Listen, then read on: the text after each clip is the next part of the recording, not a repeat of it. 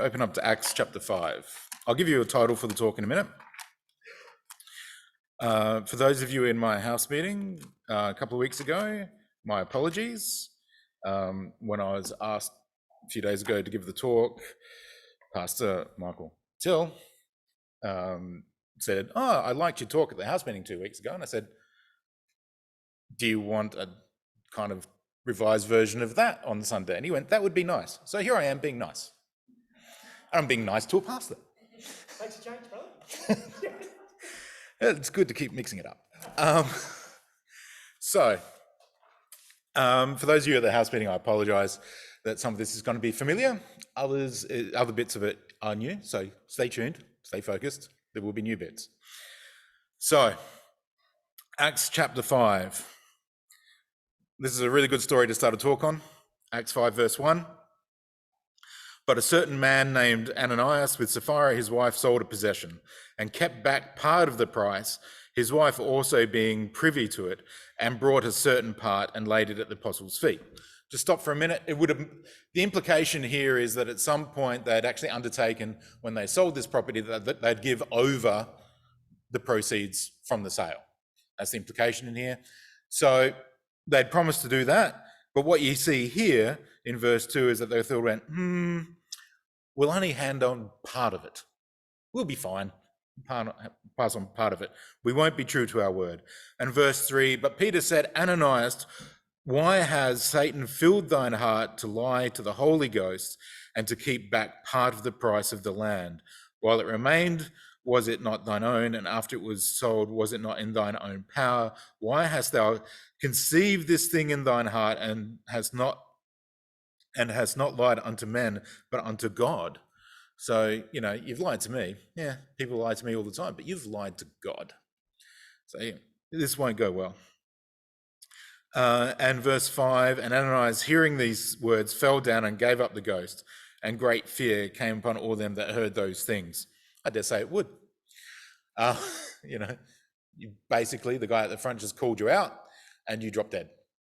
Everyone else left alive would learn something. And the young men, verse 6, arose, wound him up and carried him out and buried him. So here we have this idea that there is people who go around promising stuff or pretending to be things they're not. At this point, Ananias is pretending to be this guy that's made this promise and is helping the church. And is helping them, to a massive extent, where he actually knows underneath it all, he's actually not doing that. This is all for show now. We also know in verses 7 to 10 that Ananias' wife was, as we read in verse 2, was kind of in on the fact that they weren't going to hand it all over. And in the following verses, she suffered the same fate as Ananias. So the Lord clearly is after those people that back up their words. If you say or commit to doing something, then there is an expectation from the Lord that you will do it. And I think at this point, I'll give the title of the talk. And the title of the talk is Mimicry or Mastery. Which are you up for? Are you actively participating in your walk in the Lord, or are you just blending in? And so, an example is in nature, where we have mimicry, right? Where we have people who, not people, but creatures who look like other creatures for different benefits. So mimicry is the skill or the action of imitating someone or something, usually to help you survive. It's usually what's going on here. And you're pretending to be something else. In this case, Ananias, he was pretending to be the committed member of the fellowship or the church, and he was found out. There was nothing under the surface. It was all show. So you try and increase your survival. Now, in the fellowship, sometimes we can end up in this situation where we know how to behave in the church, right? You know when to stand up. You know when to sit down. You know when I say, and all the people said, You're meant to say, right. You know, there are ways to blend in. I mean, you could be sitting there. I sat in an AV box in Adelaide at one point, and I was doing the sound desk, and a more senior technician came in, senior by age, and sat next to me. He was running late, and he sat next to me, and I thought he was asleep next to me. And I thought, okay, that's okay. And then I saw him when we all changed scriptures. He had a hard copy Bible and he changed scriptures. And I thought, oh no, he's awake, he's good, it's all good. Then after a while, I noticed that, you know, we were going from somewhere like Mark to Genesis, and he was flicking the wrong way. He had trained himself to be able to just, you know, and when he heard everyone, he just flick. All appearances of being awake. Was he gaining anything from the talk? Probably not. But he was there. It was a nice mimicry of being involved. It was a nice mimicry. It was quite the talent. I was stunned. After a while, I have to say, I lost track of the talk because I was just watching this guy next to me going, how do you do that? But here we have, you know, this is mimicry. He was going to, pretending to be involved. Anyway, so first things first, I want to show you a photo. So Dave, you're up there? Cool. Here are 3 snakes. Quick question for you all, except for those who watched the talk a week and a half ago, whatever it was. Am I looking at 1 species of snake, 2 species of snake, or 3 species of snake? All those in favour of 1? All those in favour of 2? All those in favour of 3? Yeah, you see, I shouldn't give talks so everyone knows I'm going to try and trick people, right? It's 3. 3 different snakes, 3 different species. Would it help you if I told you that 1 was highly venomous, 1 was moderately venomous, and 1 was not venomous at all? Could you tell which one was which? You sure? Okay, all those in favour of the one on the left being the most venomous, raise your hand. Being moderately venomous? Totally guess. Yeah, it's total guesswork at this point, isn't it? And the least venomous. Yeah, it's completely random. That's actually the least venomous. And it's called a milk snake, commonly. One on the top right is the second most venomous. It's moderately venomous. It's called a false coral snake. The one on the bottom right is quite deadly. It's a coral snake. Right. So you really can't tell from the outside which one's actually bad for you and which one's good for you, or, you know, less bad for you, let's say that. And so, you know, we have these moments of, you know, we can't tell looking on the outside which one's which. What's going on underneath? You can't tell. Next question, I suppose, is, and this is a question that I posed at the house meeting, which is, so you've got the least venomous, moderately venomous, most venomous. Which one do biologists think are giving the best help to the other 2? Which one of them is the moderately venomous one? All those in favour? Yeah. The least venomous? Least venomous? Most venomous. Yeah, so there's a few going most venomous. The reality is that a number of biologists will point out and actually say it's actually the moderately venomous one that's probably given the biggest benefit to the other 2. And you kind of go, that's weird. The reason they say that is because there is, well, a number of biologists sort of say it, is because the one that is most venomous clearly creates an environment where the other 2, you know, if you're a predator walking up, you don't know which one's the bad one. So you kind of go, you know, that one's deadly. I don't know which one it is. So they avoid everything. The one that's least venomous actually benefits no one else. It's getting all the benefit. All right. The one in the top right, which is the moderately venomous one, is probably the one that's giving out the most benefit. Why? Because it's benefiting the other 2. And you kind of go, how is that possible? Well, it benefits the least venomous one because, again, it's venomous. So a predator, when it's got the smorgasbord in front of it, it doesn't know which one to choose. So it tends to choose none of them. So that's fine. The most venomous one, how is that getting benefit? The most venomous one is potentially getting benefit because it will kill the predator more often than not.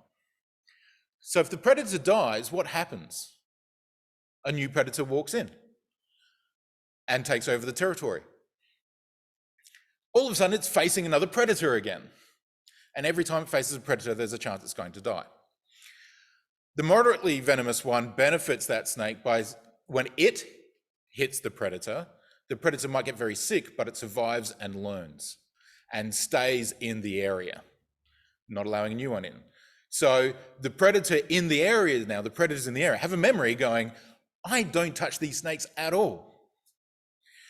So the moderately one is actually giving out lessons as opposed to death sentences. And there's a lot to be said. So the one in the middle in this scenario is what we would refer to as the model. It is the one that everyone else is trying to mimic. Does all that make sense? Yeah, kind of. Thanks. So what does this mean for us?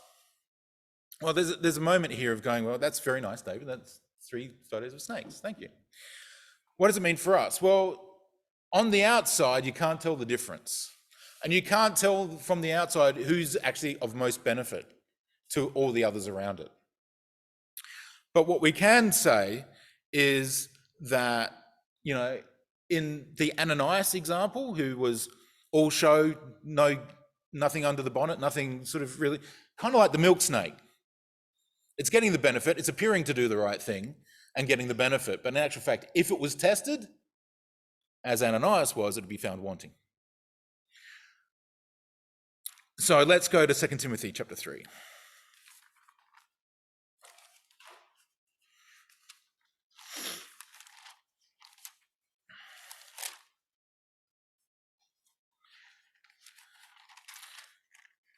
So what about the other 2 examples? So we've sort of said Ananias kind of typifies this least venomous snake that's getting all the benefit, pretending to be something it's not. But ultimately, if it is tested, it will fail. 2 Timothy chapter 3, verse 4. And this is describing people in our own times. Verse 4, traitors, heady, high-minded, lovers of pleasures more than lovers of God, having a form of godliness but denying the power thereof, from such turn away. So on the outside, they look the goods.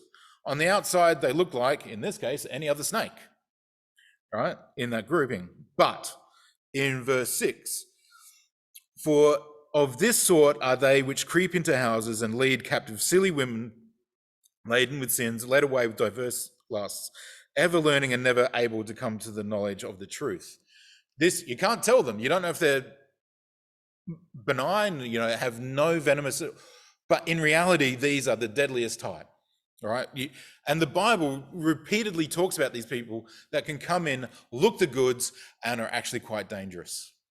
Ananias and Sapphira, the only people they hurt were really themselves. But there are others that look the goods that come in and damage. And, you don't have to turn there, but Matthew 7, verse 15, beware of false prophets which come to you in sheep's clothing, but inwardly they are ravening wolves. Or in this case, beware of things that look like false coral snakes, but are loaded full of venom, right? They are the ones that don't teach you a lesson, that don't enable you to, learn a better way. They are the ones that will drag you down, even though they look the same. 2 Peter chapter 2, verse 1, again, you don't have to turn there. But there were false prophets also among the people, even as there shall be false teachers among you, who privily shall bring in damnable heresies, even denying the Lord that brought them, and bring upon themselves swift destruction. There is this idea that there are going to be people that look like everyone else, and potentially even in the fellowship, that look on the surface to be okay, but underneath, they're actually dangerous to all those around about.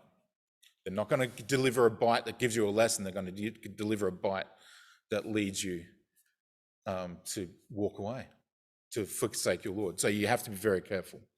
So this talk is not really to condemn anyone. This is really just sort of saying, just for a moment, let's just take stock. I'm in the Lord. I'm blending in quite well. Am I blending in because I just want to fit in? Am I blending in because I actually want to do mischief, or am I blending in and actually I'm the genuine article, the model, the one in the middle? Which one are you? And to actually have some thought. Now, it's always hard giving a talk where you're likening Christians to snakes, right? There's just a bit of dissonance going on there. But it's worth, just sticking with the analogy of the fact that here are three different snakes. One of them is really deadly, one of them is moderately deadly, one of them is harmless. And we kind of want to be the one in the middle, the one that's actually benefiting everyone else, okay? Not, the other two. Let's go to Mark 16.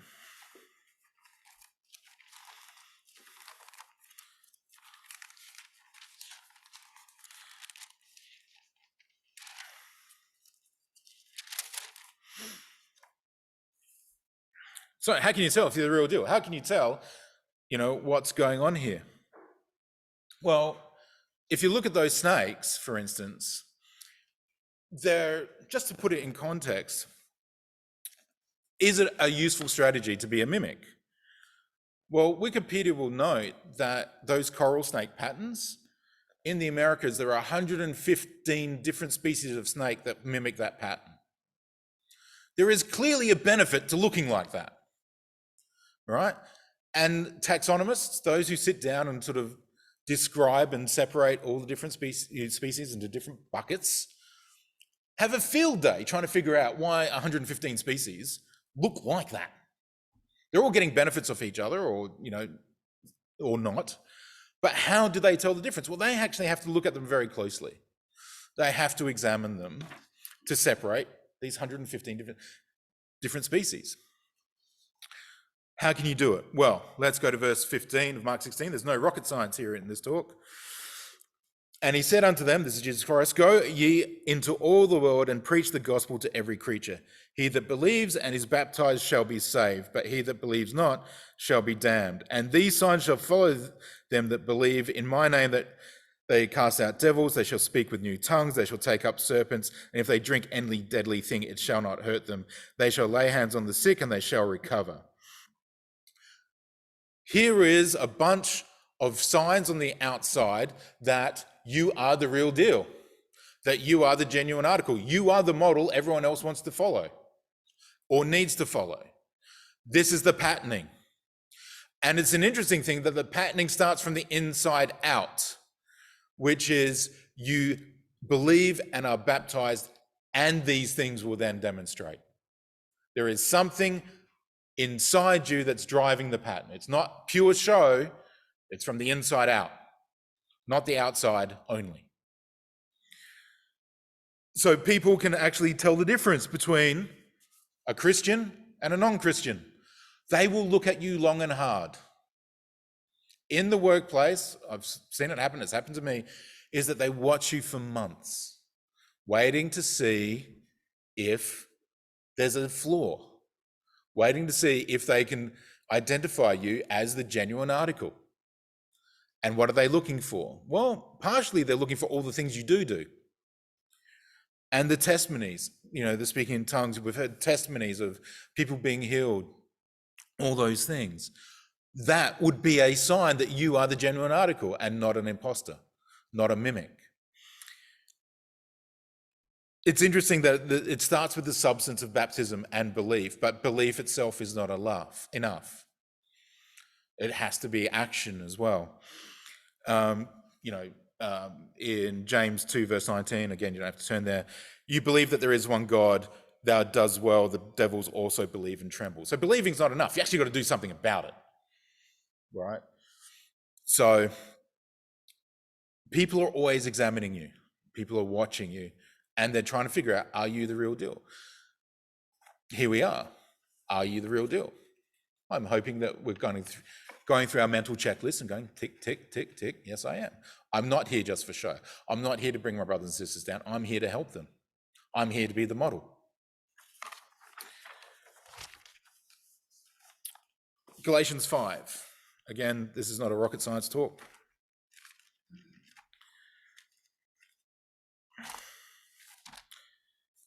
What else can people look at? And what do they watch out for?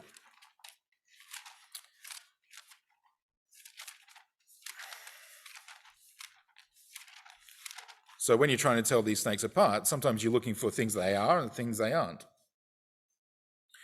So Galatians 5 verse 22, these are the things they're trying to sort out. These are the things they're looking for. But the fruit of the Spirit is love, joy, peace, long-suffering, gentleness, goodness, faith, meekness, temperance. Against such there is no law. They're going to look for that as well. They're trying to determine if you are the model, if you are the thing that they are seeking to be like. As we take on more and more the attributes of Jesus Christ and prove ourselves to be less and less a mimic, but actually a devoted disciple of Jesus Christ and letting the Spirit within us show, we will demonstrate this. We will become the model they are seeking to be. Whether, as I said, people are always watching you. And they're looking for these things. And meekness is always a great one. Meekness, everyone kind of thinks is this moment of, you can tread all over me. In actual fact, in Greek, meekness is actually the midpoint between the person being walked all over or the person who's proud and gets their way every time. It's actually that midpoint. You push back where you need to and no more. Okay, it's that middle characteristic. It is being meek, not being walked over. It's being what they would refer to as kind of directed power, directed energy. It's a central thing. But they're also looking for the things that we aren't. Verse 19. Now the works of the flesh are manifest, which are these: adultery, fornication, uncleanness, lasciviousness, idolatry, witchcraft, hatred, variance, emulations, wrath, strife, seditions, heresies, envyings, murders, drunkenness, revellings, and such like. Of the which I tell you before, as I have told you in time past, that they which do such things shall not inherit the kingdom of God. They're actually looking for that as well. Because as soon as you would demonstrate that, they'll go, aha, you're not the real deal. You're something else. You're a mimic. A lot of us, we heard Kathy talking about, going to church and a whole bunch of other things. And you attend, and my kids in their early schooling, went to Anglican schools, and there's a lot of show. There's lots of show of being a Christian. There's lots of show of being all these things. But the kids quickly sort out there's nothing underneath. In actual fact, when you look at it, there's some of this stuff going on, rather than the fruits of the Spirit. It's the fruits of the flesh you see more and more. And so as a kid, it's pretty easily to spot, this is not the way we're meant to be. It's not the genuine article. So we want to be the model. We want to be the one benefiting those round about us. Next slide, buddy. So here's a quick question. One species or two species? All those in favour of one species? Two? All those in favour of two species? More? Those that don't know? Yeah, the honest group. They're the same species. They're the same snake. It's natural variation. And the reason that I they're both false coral snakes. They're both this model that we're talking about. And the reason I drag this up is because, quite often we're thinking everyone needs to look like the one on the left. And when the person on the right turns up, we go, you don't fit in, right? The reality is they're the same species. They're the same model. They're the same. And I think if you go to, let's go to Mark chapter 1. So sometimes we can get so carried away that we think what we are is the paragon, is the model. You've got to act and look like me. Sorry, you don't have to do that. You're probably quite relieved that you don't have to act or look like me. But it is a trap you can fall into. There's a bit of pride in there, that I am the model. Or if you don't behave exactly like me or whatever, then you're not part of the group that's the model. And I just want to give an example of someone who probably didn't fit the model, who didn't look like they fitted in. Mark chapter 1, verse 4. And John the Baptist, did baptize in the wilderness and preach the baptism of repentance for the remission of sins. And there went out unto him all the land of Judea and they of Jerusalem, and were all baptized of him in the river Jordan, confessing their sins. And John was clothed with camel's hair and with a girdle of a skin about his loins, and he did eat locusts and wild honey. And he preached, saying, there cometh one mightier than I after me, the latchet of whose shoes I am not worthy to stoop down and unloose. Would you say that John the Baptist was not about his father, about our Lord's business? He was. It was prophesied to be. Did he fit the bill? Guy wears camel hair, and this is not the camel hair coats of the 60s and the 70s. This is camel hair, right? A leather girdle of some skin. And he eats locusts and wild honey.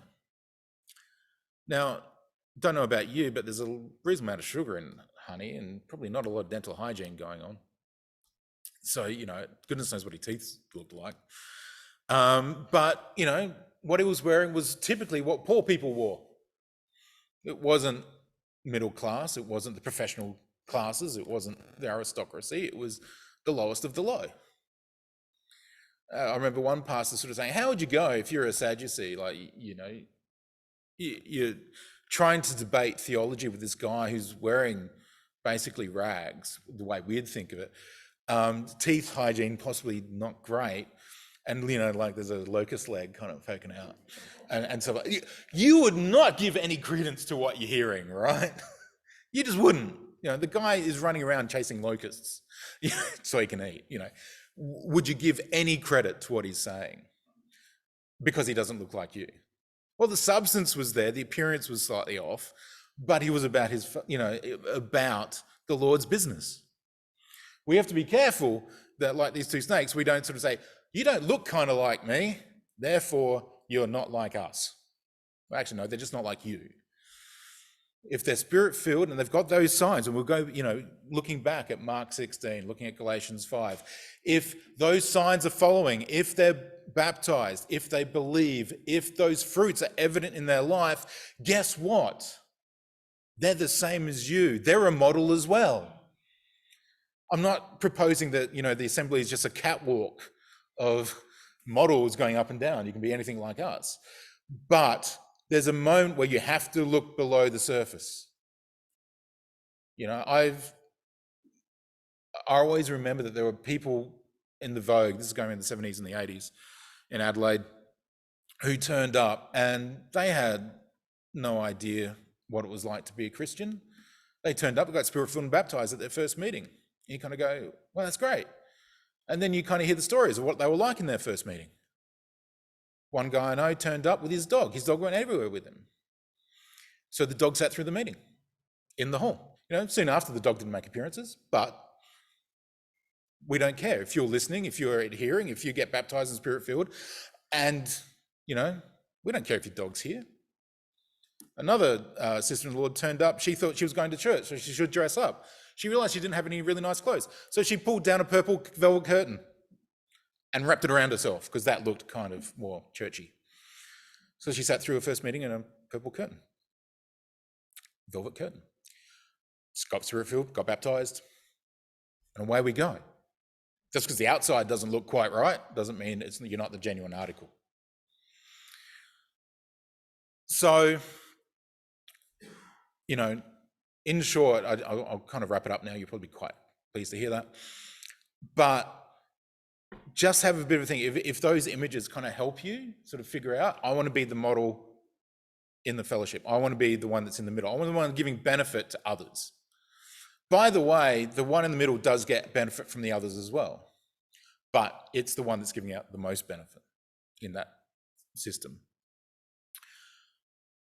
And just have a quick check through. Am I just appearing to be here? Am I that senior technician I sat next to who was asleep through the talk but had mastered the art of flicking through the pages every time we had to flick through pages? Or any variation of that? Or, are you here and your motives aren't entirely God-centered? There's no rocket science here in terms of the fact that if you want to know what you're meant to be doing, if you want these things, pray. Get the spirit fired up, because that's the inside-out approach. If you want to have the signs on the outside that you are the model, you are the one that belongs here, starts from the inside. Pray. Read your Bible, please. Read your Bible. Because that will give you the benchmark and the mirror to hold up to yourself to say, am I the real deal? Also, have fellowship. Really have fellowship. And the reason I say that is as you go through and you will hear people talk about their testimonies, scripture, and it will bring forward things you hadn't seen before. It will, and when I say fellowship, it's not talking about the football. It's talking about the Lord. It's talking about scripture. It's talking about those things. Genuine helping one another. You know, that model in the middle who's helping everyone else. Sitting there, going through it. Because if you get close enough to brothers and sisters and everything, they will also feel comfortable in telling you when they've seen something that isn't quite right. You know, I've had that a few times in my walk where someone's kind of just gone, something there, not quite right, Dave, you need to fix it. Pray about it. And I had some prayer and the Lord's gone, yep, don't know why you didn't realize this before, Dave, but here you go, you need to change it. So, in closing, I just want to sort of say, are we mimicking those around us just so we can blend in? Or are we the real deal? Are we genuine? Are we the person who's here to help and worship and bring about a great church? Or are we just saying amen when I say, and all the people said? Yeah, they're confused all of you because they say, am I just being a mimic here or am I being asked to? No, that was deliberate. But yeah, to actually cause you to stop to think and go, did what he just say make sense? Is it what the Lord would have us believe? So, are we the genuine article? And the good news is, if you're in any doubt, talk to your brothers and sisters and get testimonies. You know, those signs we read in Mark 16. Just go through them. Take up any deadly thing, bitten by serpents. Going back to Adelaide, and even here, you know, people have been bitten by snakes and everything and survived. They're dangerous snakes. All those signs exist. All those fruits exist. You're in the right place. You're with the right God, the only God. It's up to us to actually have substance to our outside. And once we've got that substance, people take notice. People will come up to you and ask you, like I've had in my life, someone said, how are you so self-confident? How do you get through life? Let me tell you. That's when you're the model. So I'll leave it there. I'm handing over to Graham for communion. So just have a bit of a think about being the model.